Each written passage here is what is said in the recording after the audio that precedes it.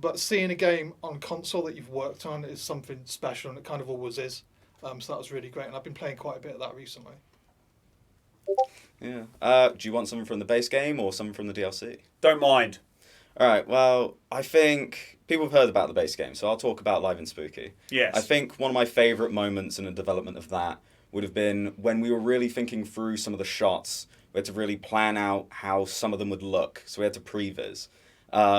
And then it ended up being that I would be the candidate for previs some of the shots. I can't talk about the content; it'd be spoilerish. But apparently, just in the office, I was the most suitable for it. Is all I'll say. Interesting. Read into that what you will. Give you a clue. He wasn't subbing in for me. The most suitable for that would have been me. That would have been brilliant. Guys, what's your favourite part of Live and Spooky? Well, there's a lot of Live and Spooky I really enjoy. It's good but shit. whenever we've been testing, whenever we've been seeing players, I would say when things get more intense in the broadcast room for the player, it's been real good fun to watch people react to that.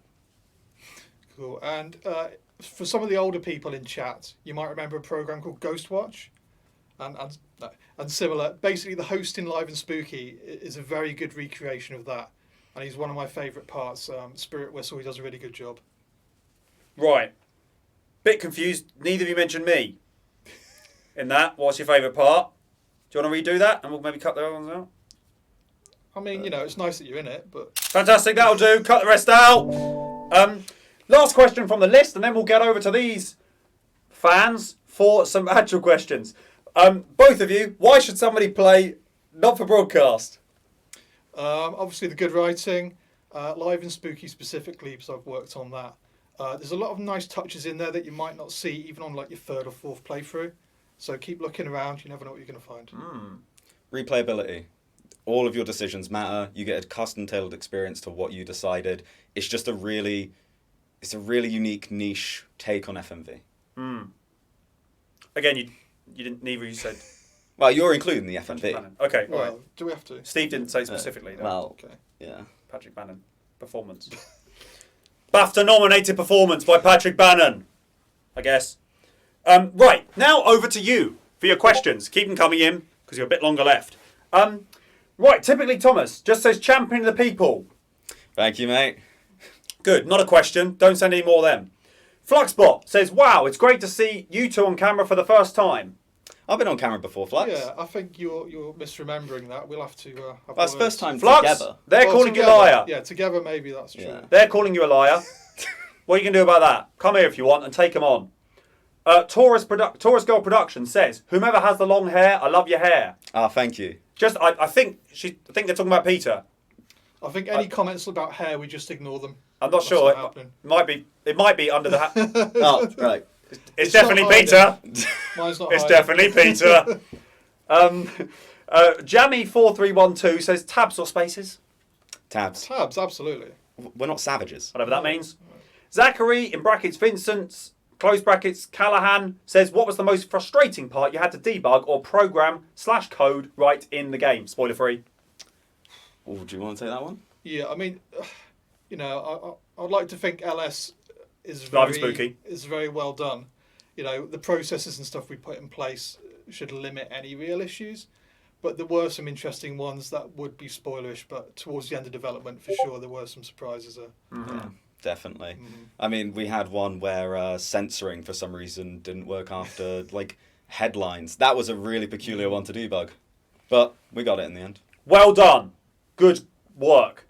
Right. Bruford, Jay. Why is Jay on this? I thought he was... Why am I doing this? Jay has said, what up, Patrick, what are... Jay, what are you doing?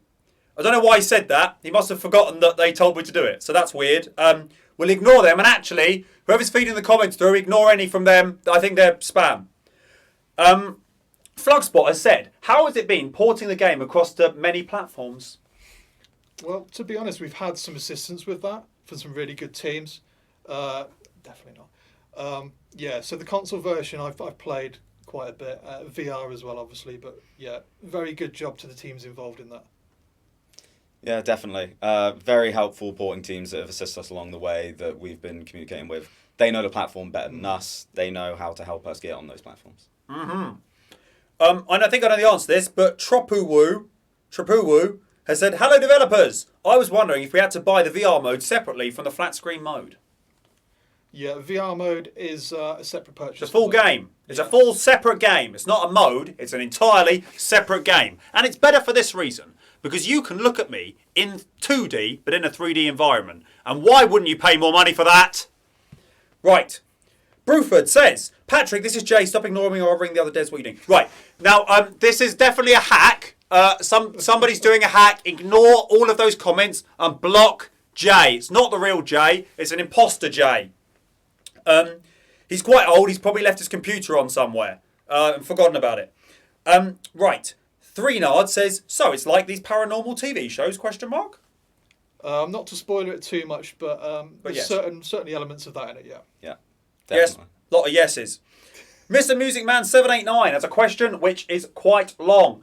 Peter and Steve, how did you set up and rig such an intricate and realistic character model and behaviour tree for Patrick Bannon? So lifelike, so impressive, although a little pessimistic. Actual question though, 1 through 4, which is your favourite monitor in the game? 4. Monitor, I'll just go for 1, I guess. Ah, the easy answer. Then there's the same question again. Then typically Thomas has said C or C++? Well, C++ I've used in the past, and I was actually talking about it to Pete Yeah, today. So, literally. That's actually kind of spooky. Yeah, C++, I'd say. It's live and I spooky. would also say C++. I don't have any experience in C. Whatever that means. Crypto Spiridium 1 says, Patrick, the devs look uncomfortable. Can you please bring them some tea? I would, because I'm a nice guy. He's got one. But I haven't got time, unfortunately. I'm doing this, mate. You come and bring some tea. Lazy fuck. Right. Zachary Vincent Callahan says, I have no VR, space issue, and can't find a job for 5 to 6 years, going on 7 years. That's sad. Wish I hadn't read it. Right. Because of that, we're now going to wrap up this mother. When Zara's got back to the computer and told me what we're doing next. Okay.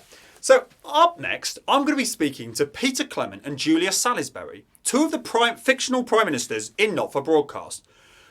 But before I do that, we've been hearing a lot from a little fella that likes to pop into the office every now and then, Jason Orbaum. Now, Orbaum, Jay to friends and people who he pays.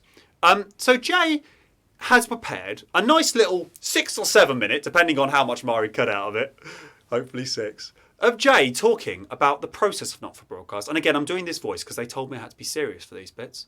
Here's Jay talking in a sentimental way and showing some old games and that of his experience of Not for Broadcast. Play it, George Birchmore. My name is Jay, which is short for Jason Orbaum. I'm one of the founders of Not Games. I'm a creative director here. What that means is I co-wrote Not for Broadcast and co-directed it. And I'm responsible for all of the music, not all of the sound. I have a great team for that. But if you don't like the music, that's kind of on me. The early days were nowhere near as luxurious as these wonderful surroundings we have here. We were working out of my lounge, and I was in a tiny house quite near here actually, and we were cramming people in. And when we wanted to have big meetings, we had to go out to the front garden, which was a sort of shared area, and we'd sit around in the sun, thank God, and have meetings. We had awful computers and not enough of them. We had to beg, borrow and steal everything we could because it was being funded by tiny amounts of money. I was the coder at that point, which shows how desperate we were because I'm by no means a coder, but it was enough to write our first couple of games. And we were founded because we all met through a charity and we wanted to raise some money for that charity. What we wanted to be back then was like the South Park of gaming. So we wanted our games to have that drawn on the back of a beer mat look and be pastiches of the big genres, because nobody was really doing that, and we thought it was somewhere where a group of people that weren't very games experienced but were very entertainment industry, a lot of theatre, a lot of music, a lot of film, you know, we could really do something there with our writing and our voice work. That didn't prove to be popular enough to get us out of that lounge, but fortunately, as I'm sure he'll explain to you, Al had other ideas at this point, and a fairly infamous sketch turned up. I think that's the main difference really between back then and now is budget. In terms of the amount of laughter around the office and the sarcasm and the banter and the personnel, although we've expanded, actually that hasn't changed very much. We've managed to keep the culture as we've grown, and hopefully we will continue to do so. Yeah, I'm the oldest person in Not Games, so I've been doing games for quite a lot longer than everybody else. So this was my first major game. Look, it was on cassette. Cassettes were like how we used to consume music. I'm deliberately doing this to camera. And then this one did very well on Sega Mega Drive with all of its 256 colours available.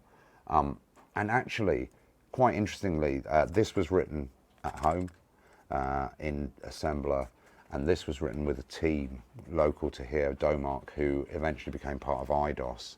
But the vibe of those companies, I was quite young, I was in my 20s, is exactly the same vibe as Not Games has now, weirdly. So there's a lot to be said for having a group of people who enjoy each other's company, working on something creative and laughing, and you can really produce things.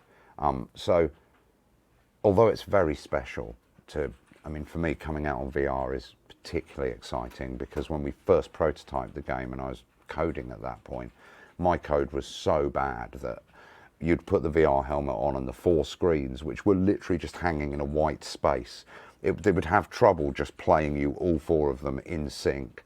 And I certainly didn't know how to make the player press a button with their hand. So very quickly, we abandoned the idea of being in VR, partly because we were told by multiple sources that the market is so small that to release, in VR as your first sort of port of call is close to sort of economic and gaming suicide. So we didn't want to do that. So to have it now have come full circle and that it is coming out in VR, that's amazing. And the first time I put the goggles on, even though that early slice was still unfinished, the sense of place that you get with VR really suits this game.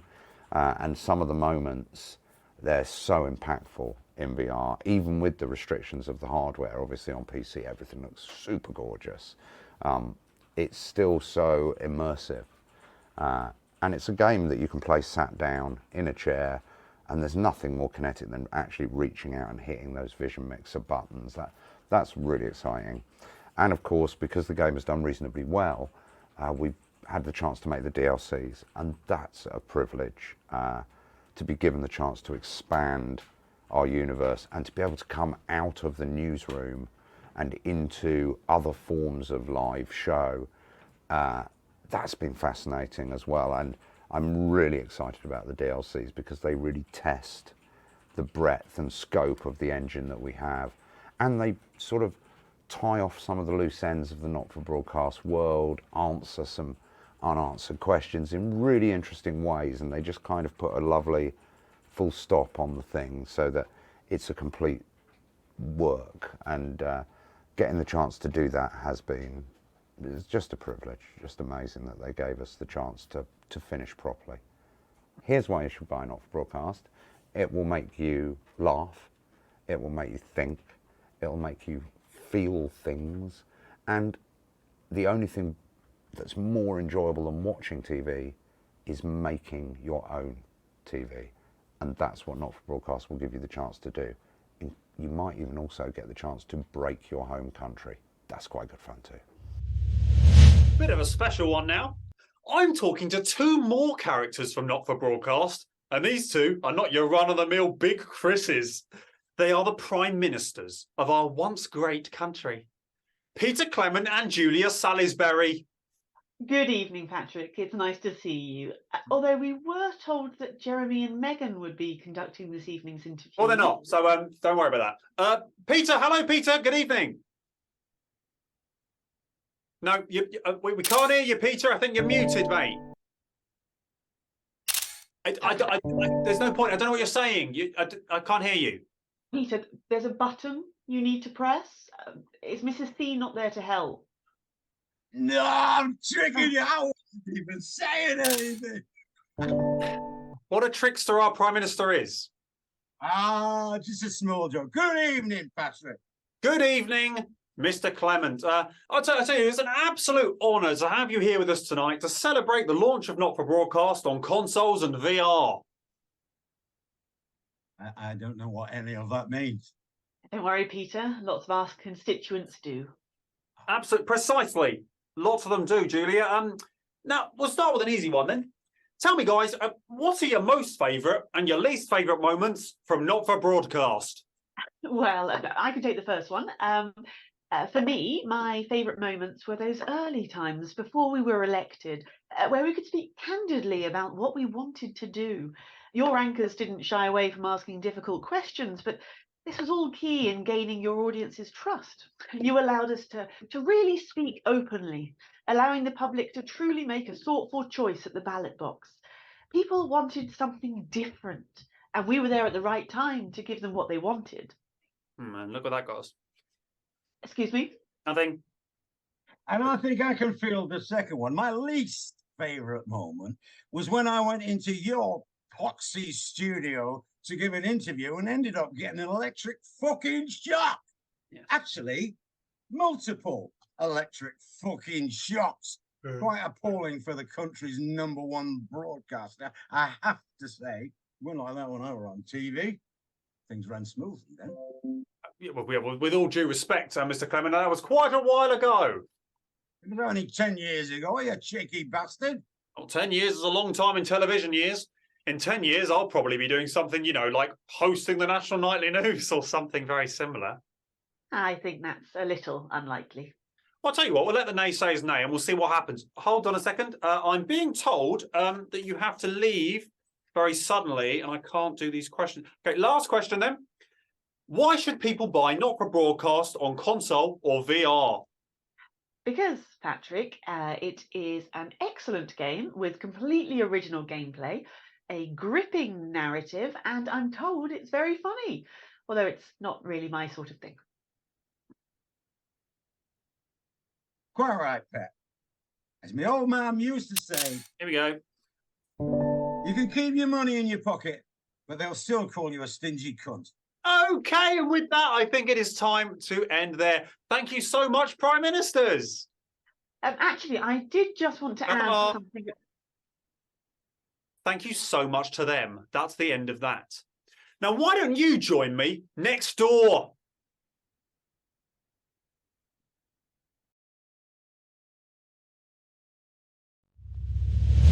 Bloody wasters. No, I didn't vote for them. I voted for Hamilton Man. Like every good patriot should have. Hello! Welcome back to Bannon's Hour. It's not really. It's the Not For Broadcast launch on Steam. We are here on Steam to celebrate the launch of game Not For Broadcast on platform. Let me check my notes. Platform, PlayStation, platform, Xbox, platform, I guess, Steam VR, platform, I guess, Oculus Quest, which is not actually live yet. One of those that I just said. The Steam VR, that'll be live momentarily, and we'll be doing something to celebrate that, because then you can buy it, pre-order it, buy it, whatever you need to do, and start it downloading, because it is absolutely massive and will eat up your machine. Although it won't if any of the devs are watching. And it's good that it's that big. Right.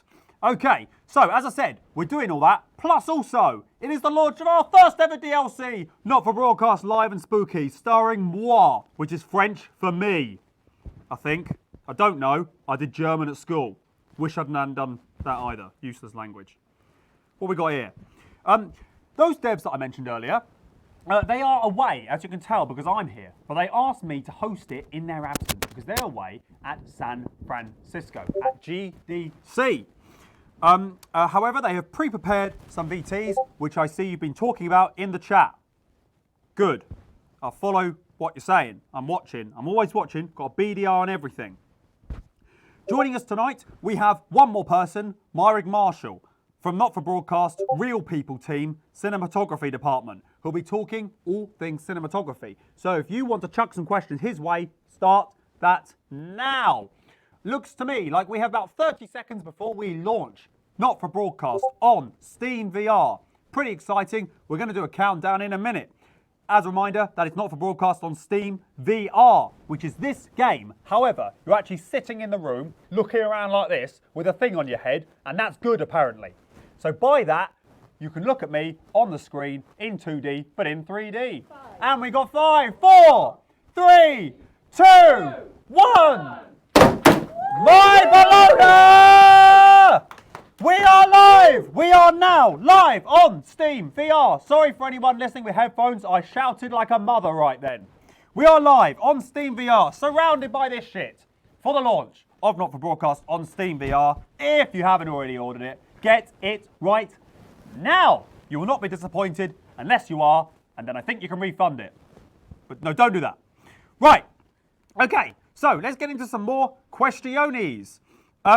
During the last video, Pinku said, gosh, I could hear Jay go on and on about things forever. He did not go on and on. I have to say that because they employ me. It was good. Cryptosporidium says, too bad, right. It appears that another hater has entered the chat. It's Cryptosporidium1, who is a well-known hater in this department. They have unfortunately said, too bad, we're getting more Patrick. Don't like that. I really don't like that. Because what underlies all of that, on the surface, it may seem like a bit of a throwaway comment about old Patrick Bannon, who can take it, but sometimes he can't take it. Because hate hurts. So stop it. Send only nice things to me, because I'm brilliant and I'm here. Talking for your benefit. Right, what else is going on? Ratlist says, you sounds exactly like James Acaster. Don't know who it is. No, I don't. 3nard says, Happy New Year. It's not a new year. We're launching the game. And you know it, and you're being silly. I can tell in the tone of voice. Why are these on my crutch? Right. Mr. Music Man 789 says, a hater in disguise. Right. Some of these I'm reading live, and there's context which I haven't seen, and it's confusing me. Right, what we got here, what we got here, what we got here. Right, a lot of nonsense. Right, Abby Ieniak says, we have actually slowed down the internet worldwide so Live and Spooky doesn't finish downloading before the stream ends. I don't think that's true. If you have done, then thank you, that's convenient. But I don't think you have. I think it's a lie. Joss said Graham Bannon could take it. Well, maybe. He's a tough old goose, is old Graham Bannon. Can't walk, like I said, but still goes out every day in his wheelchair and does an 8-mile swim. That's canon. What else we got on here? I love your slander of Pinku. Good, because there's more to come if they keep messaging nonsense to me. Mr. Music Man 789 says, here are my nice things to say about Patrick. I like your tie. I like the confetti. Have a think harder. In fact, we've got a bit of time. Why don't we all have a little think about things we like about Patrick Bannon and post that? Because that's all I'm going to be reading from now on. So post some of them, because I'd like to hear some nice things for a change, as opposed to all this slander. Right, Zachary says, I'd like to meet George Veer, but Patrick's great too. Not sure who that is, but he sounds like a handsome man who doesn't look stupid in a suit. Right, DJ says, hello Patrick, I'd like to say I love your work. Thank you, DJ. Especially your sportsboard commentator. Thank you. Would love to see you more in the sportsboard scene. You really fit for it. Thank you. You're very right. I was very good at sportsboard commentating, and they moved me away to do other things, which is a shame, because I thought I was really good. Although, I'm pretty sure it's just because they're eyeing me up for the big job. That's what I feel anyway. Feel the cannon, love the cannon. Yes, Thomas. Good pun. More puns, please. Taurus Girl Production says, I'm more a fan of your dad than Peter Clement from the telethon. You should be. The telethon shows how, my understanding of watching the telethon, of the old footage of my dad, is the point of it is that my father's brilliant and everyone else is an idiot. Maybe that's not what it is, but that's what I got from it. Abieniak. Still don't understand that. Said, Patrick, I was informed you butchered my last name, so just call me Rise from now on, please. I apologise. I didn't know that was a name. I thought it was just you mashing the keyboard. I understand now. A was an initial, B was a surname. I've got it, but I'll call you Rise because now I know who you are. Joss says, looks very not messed up to me, Zach. Right, don't talk amongst yourself. It's confusing. 3nard says, I'm currently downloading Live and Spooky and it's still very slow. It's not slow. Right, if it's slow, it's your fault, not ours. Because really, you should be able to download an 80GB game in a matter of seconds. That's your fault. Zachary Callahan says, I'm a sucker for suits, but put a hashtag in. Maybe it's because sucker's banned. Don't know. Or they just can't spell. Will I commentate another sports board final? I may do. It depends on the offer, Ruby123. If you're offering, if you're involved in that, then I will do it for cold, hard cash and nothing more. Right, what we got here? The suits aren't stupid. Suits make anyone handsome and or beautiful. I don't agree. If you look like a troll, you look like a troll in a suit. My least favourite thing about Patrick Bannon is that he has a wife. I love you, Patrick. Please rethink your marriage and consider a better one. Right, I take this as a direct insult and a threat. Little do you realise that my wife, anytime my wife gets mentioned, because of the celebrity that I have, it automatically flashes up in the room that she is under threat. And she bunkers down with our 2 beautiful children in a bunker I built in the back garden, which I've been well informed does have oxygen in it this time. So if you say anything about my wife, which you just have, they'll be in there now. So don't even try and get near them, because they're ready. And I've trained the kids to be good with knives. Don't play with knives if you're a kid. Sorry, Steam. Right, what else we got here? Okay, it seems to me like they'd like me to wrap up for reasons I don't know. So, in a minute, we're going to come back with Big Chris, who was sitting in the room with the controller, playing the console version down there, but he's now sitting in the room, popping a VR headset on and looking like a plonker. So we're going to talk to him about what it's like to be playing the VR version of Not For Broadcast, which, as the confetti shows, is now live for you to buy. But before that, here's a trailer for exactly that, Not For Broadcast on VR, virtual reality. Going in 5, 4, 3. Good evening. I'm Jeremy Dawson. And I'm Megan Wolfe. Our main stories tonight. What do you make of this historic election result? Today is day one of a new future, a better, fairer future. They want us quiet. They want us compliant. And they want us inside. A mysterious symbol has appeared overnight on thousands of buildings throughout the capital. Advance aided by the mass media are lying to you. You have my word. We will never censor ideas. I've never heard so much in my life. The government, Advance, Peter Clement. The people of our territory will no longer tolerate. We demand respect. Genocide. Cut to the ads. You are to remove it immediately.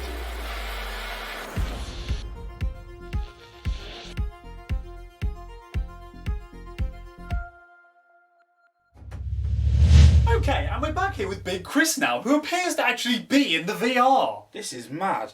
Hello, Big Chris. Oi, oi, Pat. Oi, oi, don't call me that. I said Have you played this? This is mental. No, I haven't played it. Why don't you tell us about it as you're doing it right now? It's like you're actually in the game. You were in the game, Chris. Well, it's fucking different, isn't it, Pat? Yeah, sure. Well, why don't you just explain what's going on right now? Well, this is the broadcast room. Yeah. Like you're used to. You can press some buttons. Look at that. There's one. With his hands. Now you can turn left. Yeah. There's a fan. That made it over. Yeah. Right. And behind you, what's behind you? Yeah. A door. And that's basically it, mate. Fantastic. Fantastic. Well, we'll be watching Big Chris's playthrough throughout at the bottom of the screen. Haven't you got any lightsabers in this one? That game's way better. It's not way. It is way better. We'll play it later, okay? Right. Big Chris, thank you very much. Bye. Idiot. I could have been at home with the VR headset playing Beat Saber right now. Instead, I'm pissing around doing this. Hello, I'm back. It's me again.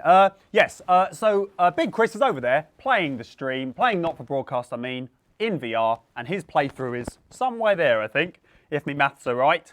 So have a look at that if you want. Well, don't actually look at me, but if you can do that thing some people can do with your eyes, where one goes like that, then do it. Otherwise, keep looking at me, because that's where the good shit is. Right. Now, we're going to go straight away into our next thing because time is tight and we're on a tight schedule here and I like running a tight ship. So, we have heard so far from 2 of the developers of Not For Broadcast.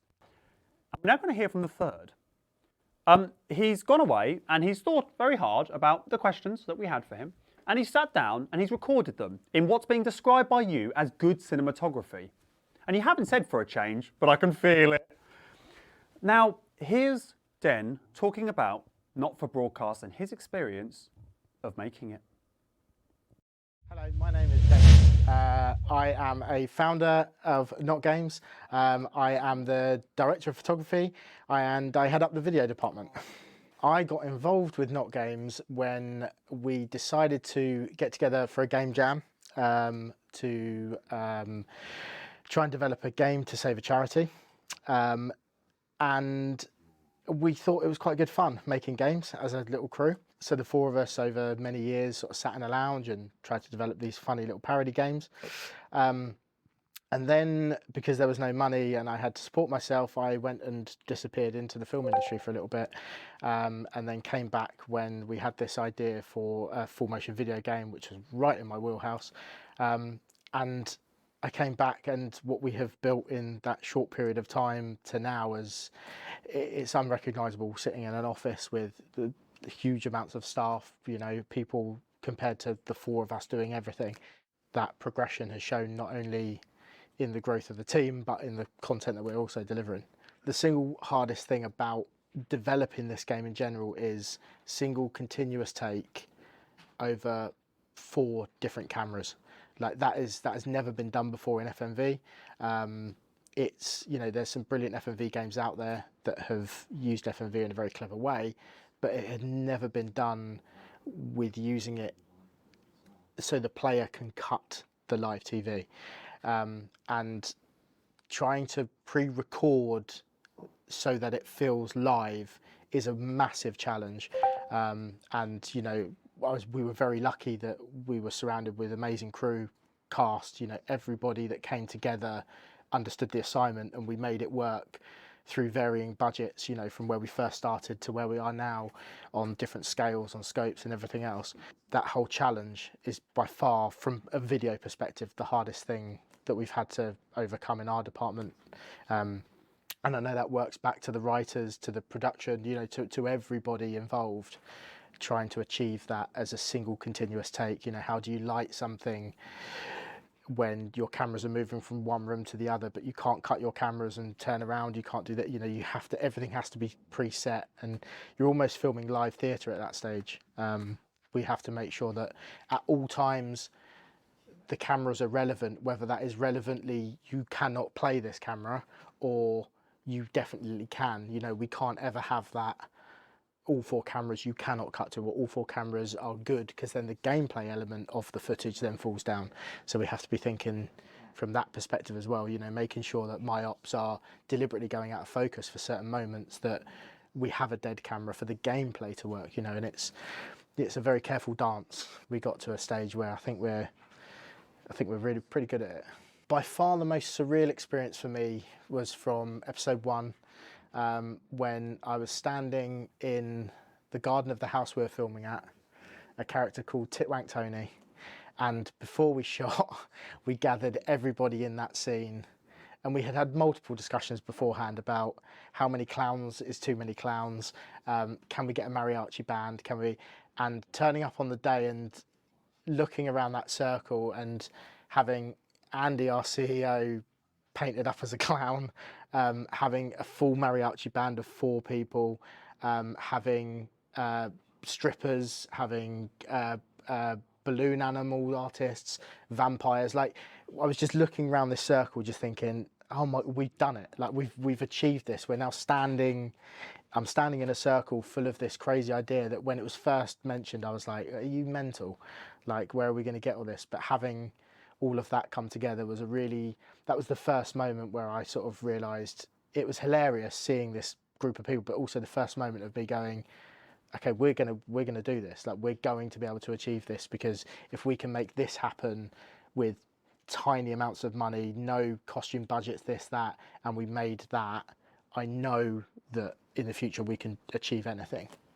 For me, it's crazy, the thought that we're out on PlayStation, Xbox, Meta, you know, these places that when we first were developing the idea of the game, and, you know, Al brought it to Jay and they were talking about it, and then this whole FMV idea, from where we were there to now talking about releasing on multiple platforms and being out and in VR, which was the original concept of the game, realising that that was never going to work. Let's pull it back and develop it through just a 3D environment, to it now being out on VR, which is kind of that original vision. Yeah, it's kind of full circle, and it's just I mean, it still blows my mind. We'll see how it goes. But I mean, it's mental that we're even out on those platforms. When people finally come to me and go, is there a game, you know, is it out on PlayStation? I'm like, yeah, it is. Yeah, it's out on all of these platforms, you know. It's pretty cool. They should buy it because it is the highest rated FMV game on Steam. It has a world record amount of content within it, video footage. We now hold the world record. It's the Metacritic score is insane. 9 out of 10 players on Steam love it.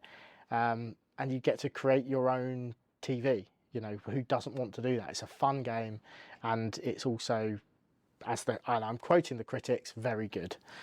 So that's why you should go out and buy it. Good evening, I'm Jeremy Donaldson. Our main stories tonight. But first, the votes are in and it's a decisive win for Advance. What do you make of this historic election result?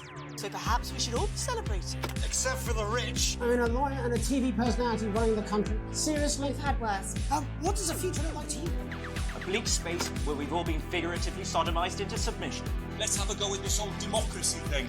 Okay. And here we valley well are. Good stuff.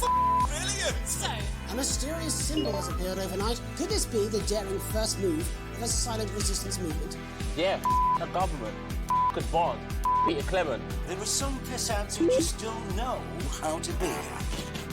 An attempt was made to censor some acknowledgement. What? Are you joking?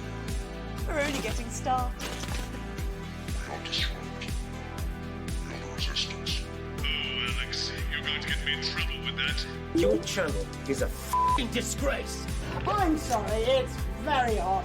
But before we all hand off our freedoms, should we ask them who we're handing them over? please, we can't show you. Cut to the ads. Give us a hug.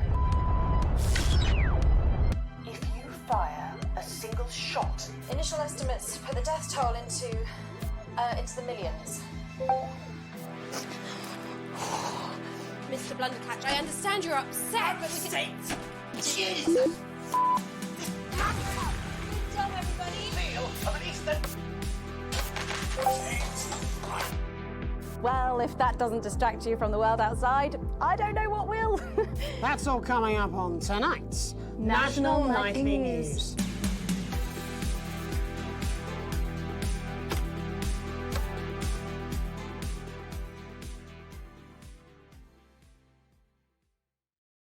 Hello, I'm back. Thanks for staying with us and for sitting through all that stuff so far. Some of it was nonsense, I've been told.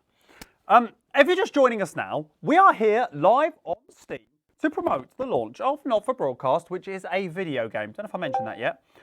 It is being launched on Xbox, on PlayStation and VR. It's already out on Steam in a normal thing.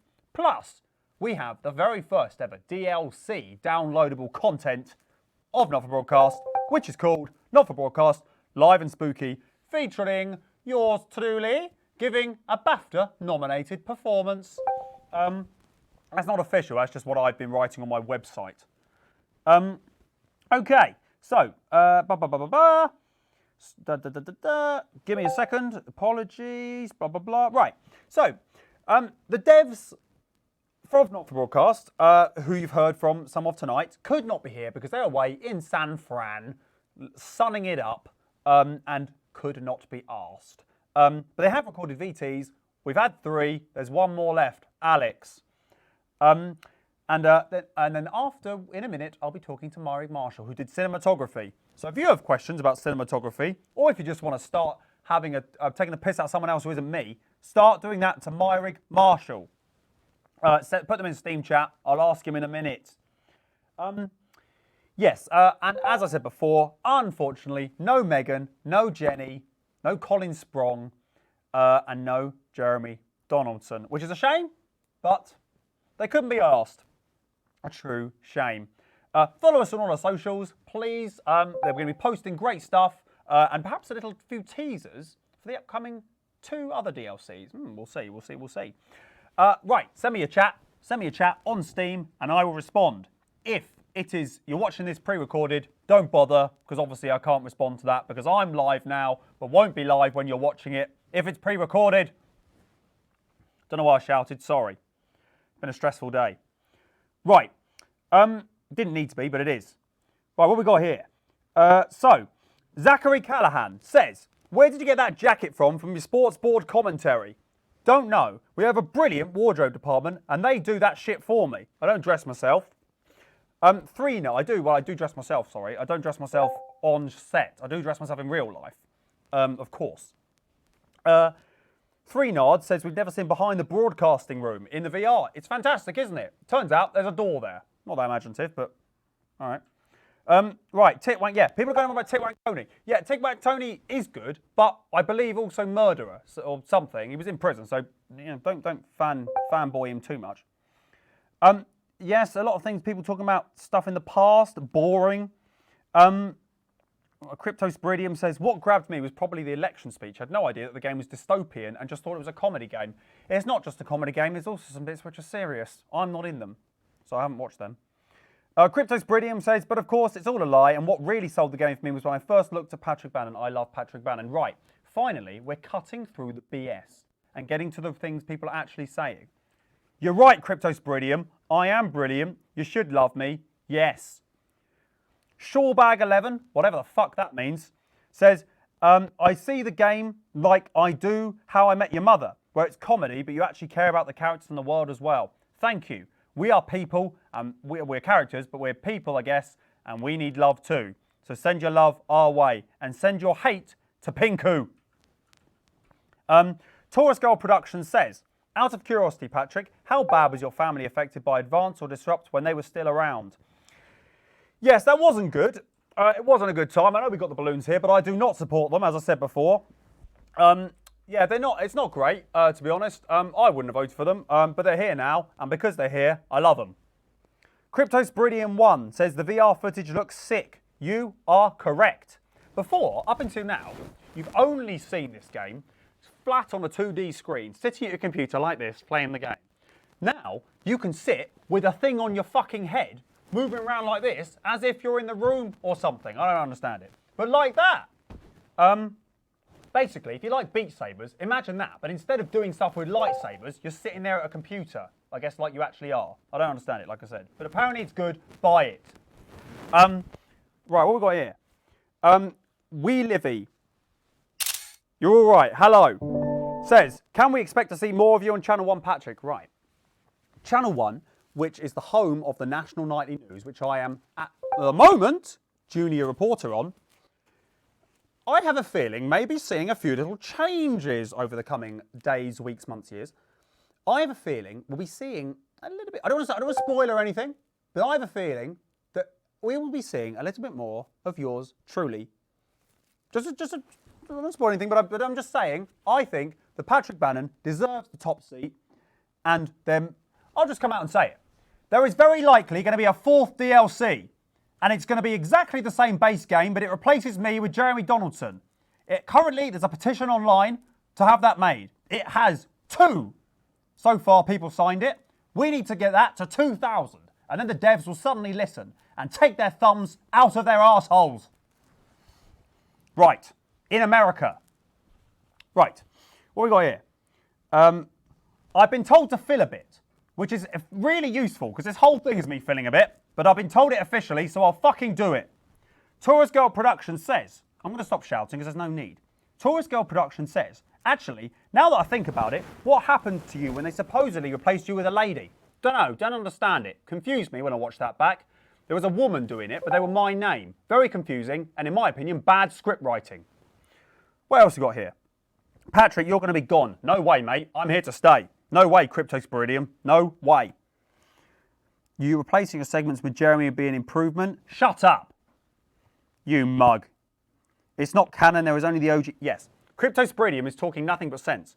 There is only one Patrick, the OG Patrick, Patrick Bannon, moi. Not any little girls, women. Don't know what you're allowed to say these days. Nothing. Someone's put an Advance Disrupt logo. Fine. What else we got here? What is the actor of Mr. Bozeman? Don't know what you mean. In this sort of thing we're doing now, Mr. Bozeman is a real character. Robert Bozeman, Bob, Mr. Bozeman to me, my boss at Channel 1. He's the head of the news. If you're joining us now, halfway through this segment, and have absolutely no idea what's going on, we are here to promote Not For Broadcast, which is launching on a whole host of platforms. All the little logos at one of the sides, I can't remember. It's coming out on them. Buy it because it is good according to most people who leave a review. So buy that because it is good. And that is a Patrick Bannon promise. Right. We could ask Mr. Bozeman if he could give Patrick a better position. Yes, more of that. More me getting a good position. Thank you, Zachary Callahan. What else have we got? Mr. Music Man says, Patrick, I think you looked good in 2D, but you look just as good in 3D on a 2D plane. That's confusing, but thank you. You're right. I look good anywhere. You are right. I think that's basically what you're saying. You look good, and you are right. It's the first sensible thing I've seen all evening. Vinegar Vapors says, Mr. Bozeman here. Well, I'm already suspicious. In case you're wondering, I'm a very real character and played only by myself. All right. Save that crap for the RP chat thing. Picasso Piolo says, I really want a DLC where Patrick becomes the main anchor. As I said, if enough of you do it, we may do it. But probably not, because I was only joking. Wee Livy says, is not for broadcast a fictionalisation of the intrepid reporting you and Jeremy do for the National Night News. Don't know what that means. Too complicated for me to understand because I only have a small brain. Right, we're going to wrap up now. And in a minute, I'll be chatting with somebody you all asked for, in reality nobody, Myrick Marshall, one of Not For Broadcast's many cinematographers apparently. But first, before we do that, we have a trailer for this thing I'm talking about. That is Not For Broadcast Live and Spooky. And now before, because I know his finger's hovering over the bottom, before you play this, George, I have something I want to say. Not For Broadcast Live and Spooky is brilliant. It stars me and also some other people who I don't remember the names of because I didn't talk to them after filming, but will probably be hanging around somewhere in this office, like our characters all do. It's very good. It's cheap, I think. Buy it, please, on the console of your choice. Birchmore, you know what to do.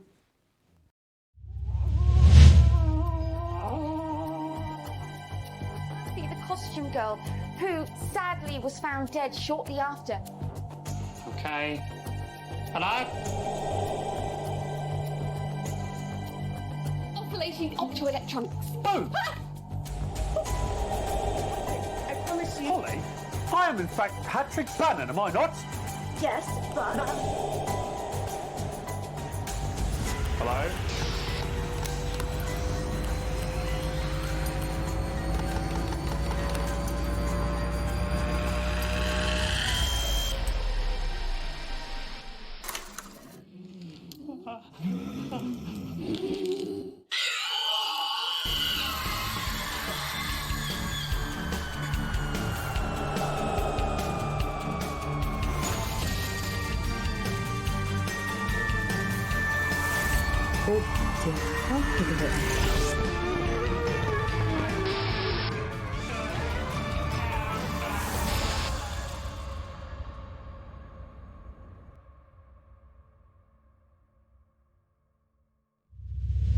I've been told to leave a 1, then a beat, then a talk. I didn't do it because I was looking at the iPad.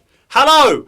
I'm here with this fella, Myrick Marshall, who is one of the cinematographers on Not For Broadcast. Hello, Myrick. Thanks for joining me in this room. Hello, Patrick. Hello. Thanks for addressing me as Patrick. That's correct. Myrick, who are you and what is your role at Not Games? So my name is Myrick. I have worked at Not Games more or less since the beginning. I guess primarily I'm the lead camera operator. As of recently, I've been doing some of the editing, a lot of the post-production stuff. But yeah, I started working back in episode 1 on a freelance basis. I, like a lot of people, knew Alex from drama school. So he sent me a message on Facebook Messenger, said, will you do some work for us? And that's been me in employment for a few years, which is nice. If you want to do something, do it. Dreams can come true. That's what I got from that. I'll be honest, I was half listening. Myrick, how did you get involved with Not Games? And how were the early days compared to the grandeur that is right now? Well, yeah, I guess as I said, I knew Alex at drama school, sort of passingly. We weren't in the same year group, but he asked if I'd come and do a shoot. I think it was for Sports Board when I first met you. Yeah, good shit. And yeah, I mean, after that, we were working on episode 1, which is all based out of a house, not so far from this office. But comparing then to now, it's night and day, really. I mean, it's so amazing to see how far the company has come, and so nice now to be able to say I'm a part of it as well, which is great. But yeah, I mean, it's retained a lot of the same.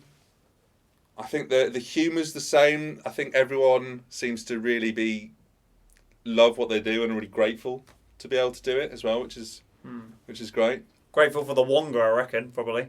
Yeah, that too. Myri, can you please tell us about an interesting moment from the development and keep it spoiler free?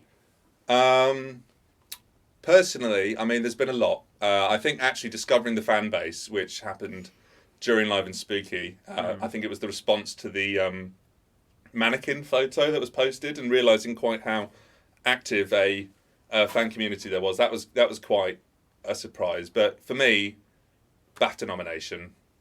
It's kind of Best Actor, Patrick Bannon. yes, yes, that one. But yeah, that for me, that was amazing and awesome. I loved it. Okay. Following on from that, I guess. What, Myrick, is your favourite part of specifically Not for Broadcast First DLC, Live and Spooky? I actually have a small role.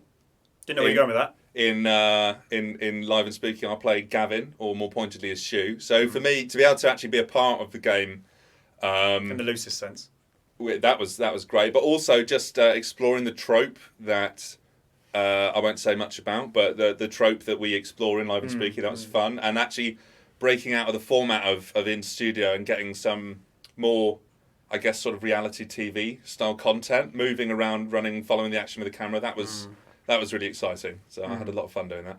And Myrick, last question from me before I head over to chat. Why should somebody play Not for Broadcast? I was thinking, I knew you were going to ask me this, and I don't think there's an answer that someone else hasn't already given, but it is. Right. No, go on. It's hilarious. The writing is par excellent. The performances are all pretty solid. No, they're very good. But I think it is, as someone growing up at the sort of very much tail end of the first wave of FMV games, being able to be involved in a company that is completely revolutionising the genre is cool. And yeah, I recommend people buy the game and play it to see what I'm talking about. Yes, good plug. Right. Okay, we have one here from Steam User 1. Says, Patrick Bannon is brilliant, Myrick. Why did you not mention him when you were talking about Live and Spooky about being the best bit of it? I feel like that's implicit. It's implicit. That's the answer to that, in case you all like me were wondering. Vinegar Vapors says, I asked earlier, but what camera system did you folks use? Yes, so from day one, I think, we've been using the Blackmagic Cinema camera system. We've got 4 Pocket 4Ks, which are very, very capable, very lovely cameras. We have used, in case dependent, we've used some GoPros, we've used some Sony cameras, but yeah, for the most part, we run with Blackmagic, which is a great system, a lot of fun to use. This isn't exactly for you, but Taurus Girl Productions has said, I wonder if Jeremy and Megan are actually tied up somewhere, and that's the reason they aren't here at the moment. Silliness, absolute silliness, and also I think technically slander. In a minute, I'm going to check that with the police, because if that's slander, I will find you based on your IP address, and I'll send them to your house to arrest you. Mr. Musicman789 says, I can't wait to see how brave and strong Patrick is in Live and Spooky. I expect nothing but macho-ness from Patrick. Please answer his question. That he was right, probably, I think. Yeah, I mean, he has a lot to look forward to. Read between the lines. Yes. Zachary Callahan, who's removed the thing from his middle name, said, Mr. Cameraman. They forgot your name already. That's right. Forgettable. Favourite scene to shoot, or which scene do you have to reshoot the most? 2 questions there, I think. Actually, I think they were the same scene as well. Again, I'm going to avoid spoilers, but there is a very emotionally charged scene. I'm pretty sure it's episode 3. Sports board? No, it didn't. It was in studio. I think it was amid a heat wave, featuring a lot of dialogue from Jeremy Donaldson. But yeah, it felt like we were getting something quite significant on the day. It was, and yet because it was quite a long take, I think we did that one. No, tell a lie. Actually, yeah, the most takes were definitely in time loop, but Yeah, no, episode 3. Available to pre-order now. Yes. No, I think the bigger they get and the longer the scenes The harder are. they fall. Thank you, Myrig. Please send your questions in for Myrig because we're running on fumes here. And he has a lot to talk about. He doesn't look it, but he's very knowledgeable on some things. So send some things over and we'll chuck them his way, see if he can answer them. How many times, says Taurus Girl Productions, do you have to film for one broadcast day with all 4 shots? It really depends. It really depends. There are so many variables. I mean, it can. Sometimes we get it in one, and that takes with setup maybe 2 hours. But then we'll, good to get one for safety at least. But yes, I mean, I think if I were guessing, I think the record number of takes is in excess of 14. Cool. And when you're about 8 minutes into a 10-minute take, Painful. Yeah, Painful. you could say. Painful. Imagine that. Vinegar Vapors has said Big Chris is just vibing, and I appreciate that. Yeah, he is. It's bottom right here. We've got Big Chris's playthrough of the VR version, if not for broadcast. So if you've been watching this thinking, wow, that all looks good, I guess, if that's happened, then you can buy the game now. The VR version, playthrough down there, Steam, Oculus. Take your pick, it's probably on there, but not phones. Right, Pinku says, we'll take this with a pinch of salt. Pinku says, Mr. Cameraman, sir, how is it standing for hours on end reshooting? With every shoot that has to be redone, do you try different things or do you refine the same shot over and over? We kind of lock it all in rehearsal because I guess consistency is important. So we kind of make the decision on how we're going to do it. And then, yeah, it can be tough. Definitely in Live and Spooky, we had some record-breaking heat as well. I think we were in a loft and it was about, it would probably be an excess of 40 degrees centigrade in there. So that was tough. But yeah, and I mean, as and when I can, I'll be honest, I'm not standing, I'm sitting. Lazy. Taurus Girl Productions says, favourite camera to use? I mean, it really depends. It really really depends. He doesn't know any. I own a Sony FX6, which I have a lot of love for. I like full frame cameras. I like to be able to get that sort of broad vista vision. Yeah, Arris are great. Blackmagic's obviously lovely to work with as well. I think Blackmagic has probably the nicest user interface I've worked with on a camera. But yeah, Arri sensors are probably second to none. I don't like red. You heard it here first. Zachary Callahan says, are you in charge of all the cameras or only one, and which one is it? I am in charge of the camera I bring to work, but no, they're all company property. I think he means when they're filming, are you operating one of them, all of them, and which one?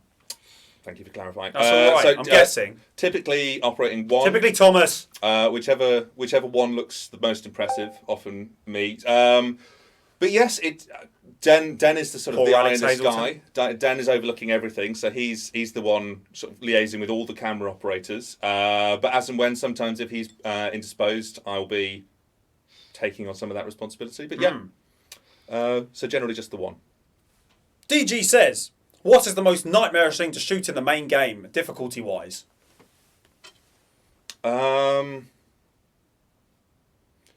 more actors, the harder. There is definitely some scenes in Time Loop which had a lot of bodies in a scene. Alive, by the way. Yes, that was hard. I actually remember, although it was my first shoot, I think Sportsboard was no Telethon. Right, yeah. Telethon. Telethon. Because it was so long ago and the camera equipment was different, I imagine. Yeah, it took a lot of runs, that one. But we got it. Ollie Monster 51 says, how were the cameras configured so it was perfect? It wasn't. Look properly. I guess to talk as generically as like. Please. We were shooting in ProRes in HD because obviously we're not putting in 640 480. White balance and ISO would be set depending on the lighting conditions on the day. But yeah, we would always shoot in ProRes to be efficient with space because there is a lot of content that we have to store on our servers. Tell me about it. But yeah, the configuration, it would depend on the scene. There isn't like a one setting fixes all. But unfortunately. Alas. Cracking says, Mr. Cameraman, they still can't remember your name. Can you say who's better, Bannon or Donaldson? I need a more clarification of the question. Better. Patrick Bannon or Jeremy Donaldson? Who's better? I mean, think about who's just done a live stream for 2 hours on their own and easily could do it. And then also think about who's a blundering oaf sitting in a suit that doesn't fit him with a weird haircut.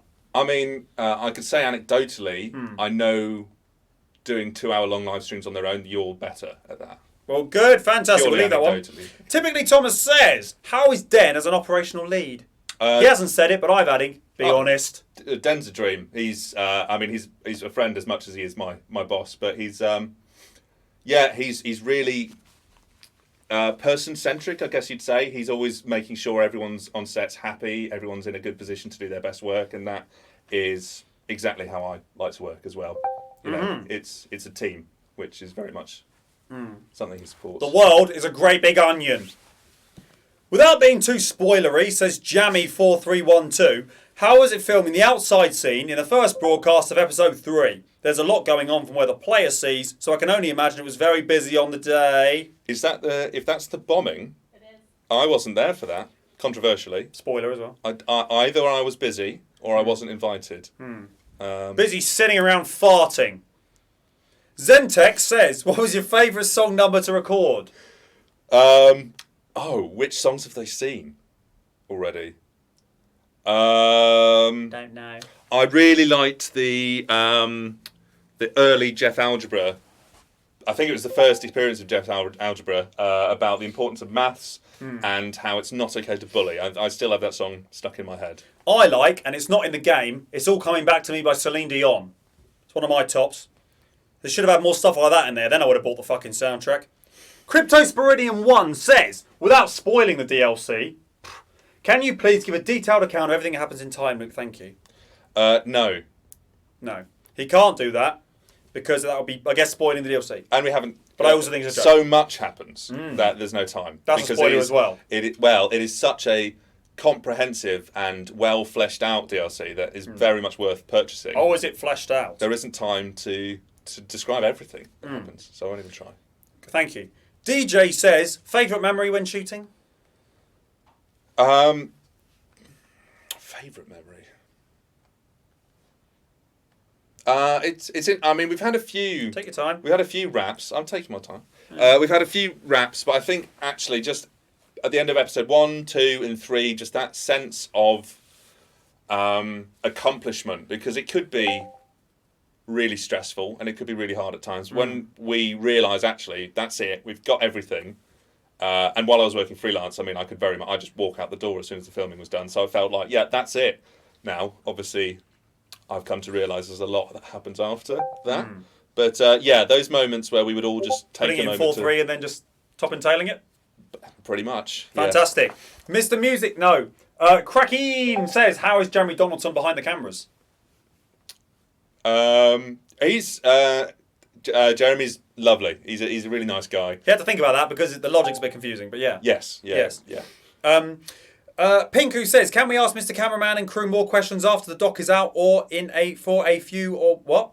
Mr. Pinku says, can we ask Mr. Cameraman and crew more questions after the doc is out for a week or a few? This is the doc? I don't know.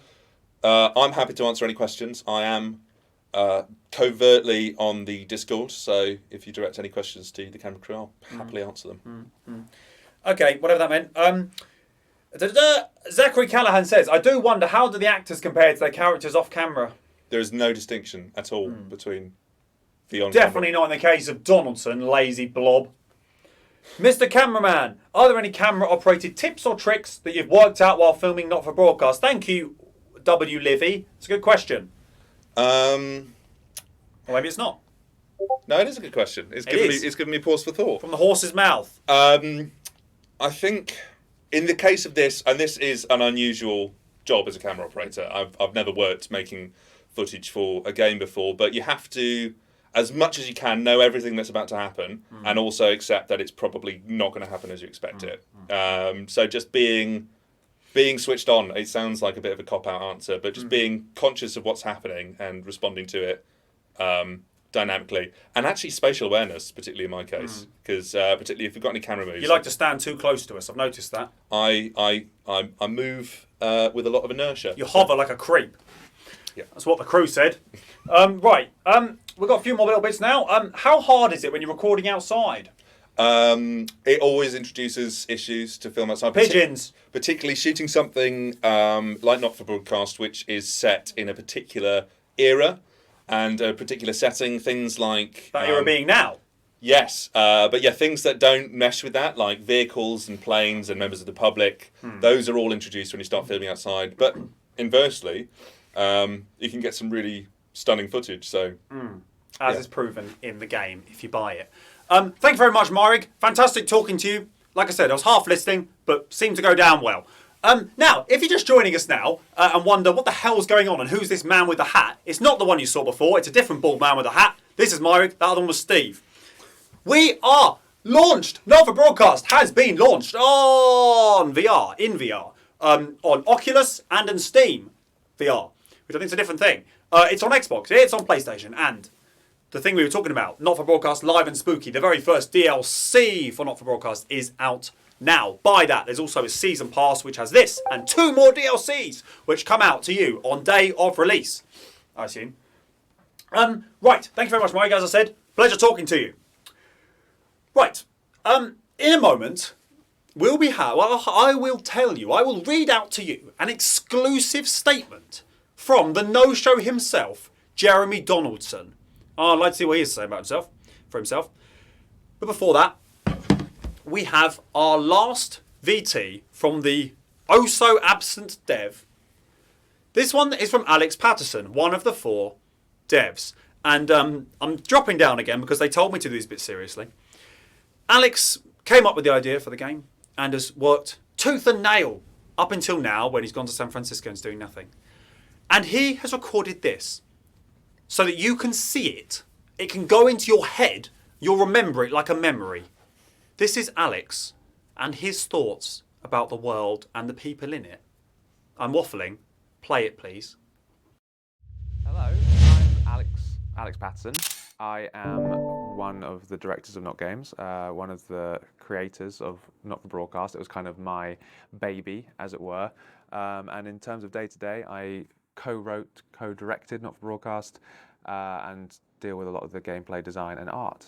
Things have changed a lot around here. Well, we weren't here. We were in Jay's living room, which was a lot of fun. It was really fun. It's been a really odd but amazing kind of journey from 4 friends in a literal living room when, you know, we didn't have the facilities, the budgets, anything like that, but it was still so fun. It was like crystallized game making. We made lots of satires and pastiches of games, but actually I think we were selling ourselves short, and that actually we had a lot more to give than that. So after we released our second game, which critically did terribly, which had nothing at all to do with this, we kind of went our own separate ways for a little bit, and then the idea of Not for Broadcast kind of came to me. So this is a sketch that I turned up to Jay's house with. So in the early days, we'd just gone our separate ways after the failure of our second game. We were kind of licking our wounds a little bit, feeling sorry for ourselves. We were messing around really loosely with some ideas. And then one day, I think this is actually on the back of a letter or something, like from the bank or something of Jay's that was on his desk. And trying to explain to him this thing that was in my head, I scrawled this image. And actually, it's not that far off from what we've got, which is nuts to think about. But yeah, so this is where it started. This is how we got here. It really shows like where the kind of plate spinning ideas are. You've got like the little thing hanging out the window that you have to fix. You've got a shredder. You've got an injector. There's all the different like things. Well, originally everything. Yeah, instead of like Bozeman talking to you, you had faxes that you would read and it would tell you what was going to happen, and then you'd like shred them. But it broke. Yeah, people. Well, they didn't do it. We'd give them all the info and they would just skip it and start playing. Like, I don't know what I'm doing. So it's like we just ended up having to actually tell people what to do so they couldn't skip it. Very early on in the development of the game, almost like the genesis of it, we imagined it as more of a plate spinning game, of a game of multitasking, and like one of the references we used was a game called Keep Talking and Nobody Explodes, which is a sort of bomb defusal game, and I imagined that the the concept of trying to keep everything going, make sure that the broadcast doesn't go off the air, that you're not going into interference, all that kind of stuff was really core. That was kind of the image that we had of the game. But actually during development and through playing with loads of people, we actually discovered what's fun about the game is making TV and editing TV, which seems really, really obvious now and feel really stupid for not knowing that.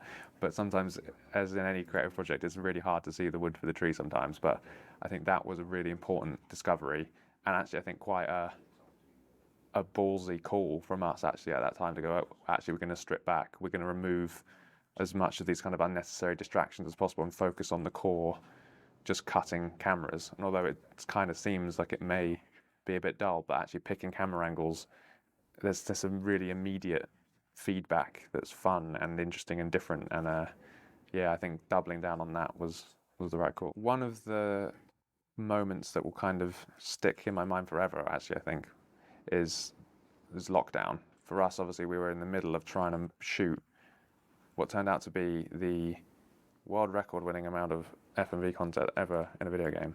But we were in the middle of trying to make a video game that involves shooting something with lots of people.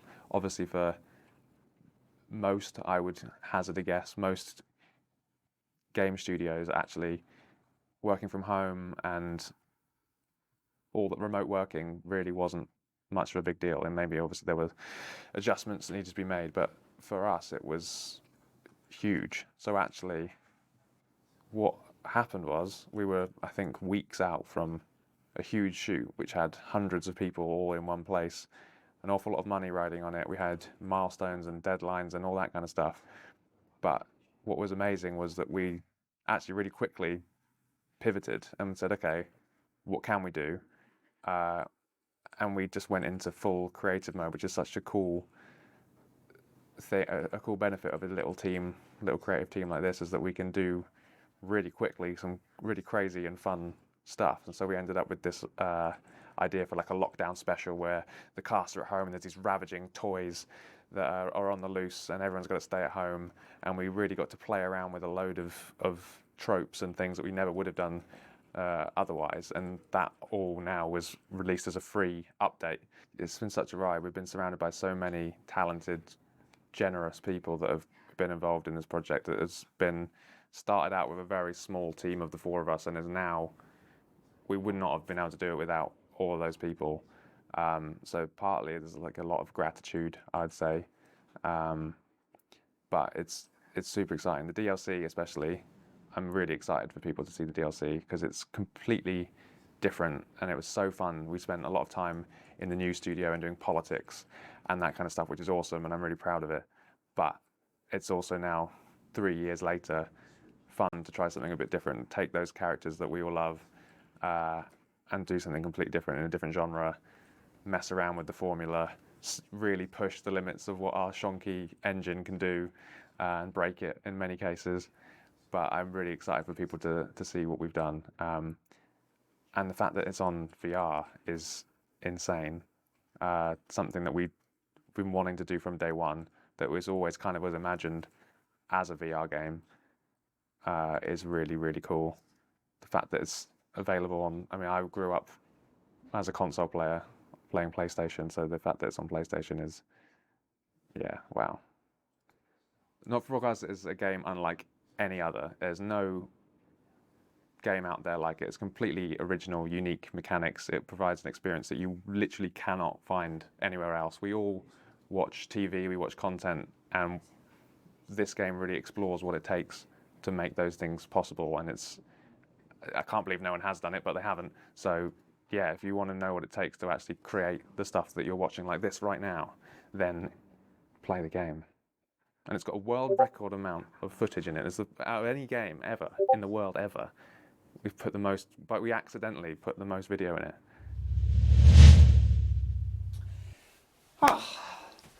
The end. Now, unfortunately, our last guest couldn't be here with us this evening. But he has prepared a little note that he's asked me to read on his behalf. Okay. I, Jeremy Donaldson, am so sorry that I couldn't be here with you this evening. But I actually don't care about or like any of you. In fact, I hate being in front of the camera and would like to announce that I'm leaving the National Nightly News. It's an exclusive. And more so, I would like to announce that I'm going to pass along all the anchor responsibilities to Patrick Bannon. The man one, not the girl one. Finally, I'm sorry. Where do you want me? Just there. Oh, excellent. Sorry I'm late, Patrick. The security guards wouldn't let me in for some reason. Apparently, someone told them not to. That's weird. What's that? That's nothing. Don't worry about that. Okay. All right. I thought. Well, I'll read. We'll do these then. Okay. Mr. Donaldson. What are your favourite moments from Not for Broadcast? I haven't played it. Sorry. I haven't played it. I don't play video games. I don't know anything about it. Okay. Oh, right. Yeah. But no, I mean, but you watch the footage. So what do you think of the? Actually, no. I haven't watched it. I don't have a television. Sorry. So, Jake, you don't have a television. What do you do? I read books, Patrick. I would recommend you try it sometime. Oh yeah, I read books. But like, but what do you do when you're not reading books? I cook fine food, play chess. You know, normal things. Sorry. Those are not normal things. They are not normal things. Normal things are sitting around in your pants all day playing video games and eating cheese puffs with those little chopsticks so you don't get puff dust in the controller. Well, so I've heard, haven't I? I guess I wouldn't know then, Patrick. I don't. You are the main character. Am I? Yeah. People are surprising, aren't they? I mean, these are all about the. I don't know what to ask now. That's because you're a terrible journalist, aren't you, Patrick? Try to do some real journalism for a change. Whoa! No, Mr. Donaldson. I am not a terrible journalist. Do you remember that bit I did about the rice cake that looked like Jesus? That moved people to tears, that did. Yes, tears of boredom. Oh, you're far too easy on the guess, Patrick. You hardly ever go off script, and when you do, all you do is spout nasal nonsense and pull faces. I don't do either nasal anything. Excellent point there. Okay, I'll tell you what. There we go, there on the floor. Mr. Donaldson, you interview me. If you're so good, go on, no holds barred, anything you want, I can handle it. So that's some proper journalism. All right then. Good evening. I'm Jeremy Donaldson. Oh, God. My guest this evening is our very own roving reporter, Patrick Bannon. And apparently now, he's a TV celebrity as well. So, Patrick, hello. My first question. Live and Spooky, the new DLC from Not for Broadcast, stars yourself here, our very own roving reporter. But something happened to you, didn't it, in the beginning of the filming? What might that be? Don't know what you're talking about, mate. Oh, I think you do know.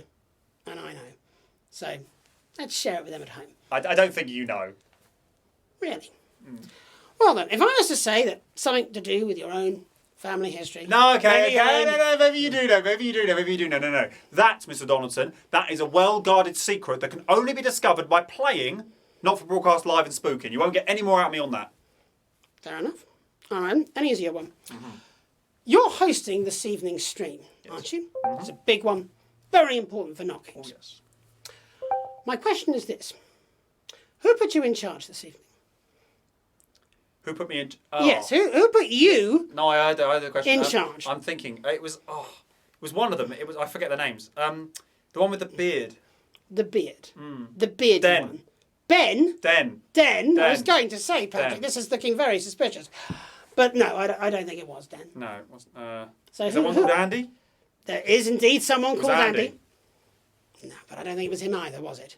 You see, isn't it really, Patrick, that Megan and I were meant to host this stream this evening, and you intercepted our invitations and destroyed them, taking the lead role for yourself? No. That is complete nonsense. Unfounded, absolute nonsense. Really? I'm not sure that's quite true, is it, Patrick? Jenny, what the hell are you doing here? I thought you were... In a car? On the way to the other side of the country? Yeah, I was. But then I realised that maybe the note that the devs left me that said, "Get as far away from the office as you can, don't ask questions," may have, in fact, been written by you. Interesting. I mean, there is a lot of stuff being thrown all over the place right now. I think when the devs do get back from San Francisco, they will make you two look like a couple of fools. Well, let's see if they can make us look like fools right now, shall we? Huh? Patrick! Patrick! Where are you? Patrick, you lanky streak of piss! Son of a bitch, get out of here! Okay, this is all a humongous misunderstanding. Yeah, I don't think so, Patrick. You knew it was wrong, and you did it anyway. You're right. Look, I'm sorry, Bozeman. I'm not Bozeman. I took the roles from Megan and Jeremy, and I've potentially ruined this grand launch night stream. Alex, others, will you ever forgive me? Yes, we forgive you, Patrick. Just don't do it again, mate. Right. All right? Does that mean I don't have to clean out the parking lot as well? Oh no, we're not made of money. Off you go, mate. Oh, Don't forget your little hat. Oh, the hat. Yeah, while you're down there, knobhead, clean our cars, all right? Yeah, and my penny farthing. That thing's massive. Shiny. I think you're the knobhead, actually. Think about it.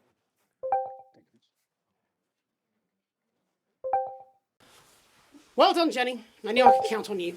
All in a day's work. It's nice to give that little so-and-so. What for? Who would have thought it? 5 years, and now Not For Broadcast is available on PC, console, VR, and there's even a new DLC. How far we've come. Yes. Seemed like it wasn't that long ago that we were in this little office filming stuff, and now, all right, we're back in this little office filming stuff, but we've completed the game. So from all of us here at the National Nightly News, to anyone new, we'd like to say, please, buy the game. You won't regret it. And to all of you who've already bought the game, we'd like to say thank you. We hope you enjoyed our story and that you'll continue supporting us by buying the DLC and the ever-expanding world of Not For Broadcast. So that's all from us here at the National Nightly News. Have a peaceful night. Let's head back to the developers of Not For Broadcast for a final goodbye. 4, 3. Good evening. I'm Jeremy Donaldson. And I'm Megan Wolfe. Our main stories tonight. What do you make of this historic election result? Today is day one of a new future, a better, fairer future. They want us quiet. They want us compliant. And they want us inside. A mysterious symbol has appeared overnight on thousands of buildings throughout the capital. Advance aided by the mass media are lying to you. You have my word. We will never censor ideas. I've never heard so much in my life. The government. Good bond. Peter Clement. The people of our territory will no longer... We demand respect! Cut to the ads! You are to remove it immediately.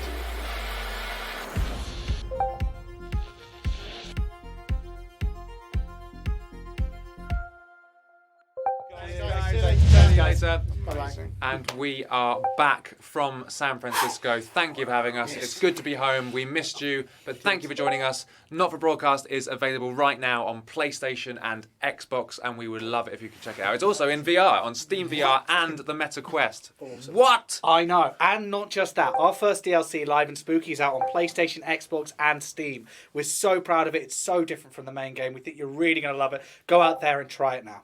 And currently on sale right now is the Season Pass. There is one DLC currently up there with bits of your life and the time to follow. Please go out there, buy it, and enjoy all 3 of our DLCs. Thank you so much for spending your evening with us and for putting up with Patrick. We're really sorry that happened. It won't happen again, I'm sure. If you want to know more about us when we'll be streaming again, you can always visit our Discord, which is discord.gg/notforbroadcast. Very welcoming, friendly community run by some of the nicest mods available at a cheap price on the web. If you're new to Not For Broadcast, enjoy yourselves with the game, and if you're returning to play the DLCs, thank you so much. We love you all, and we genuinely wouldn't be here doing this crazy stuff without you. So thank you for watching, and good night. Good night, guys. See you soon. Bye. Bye.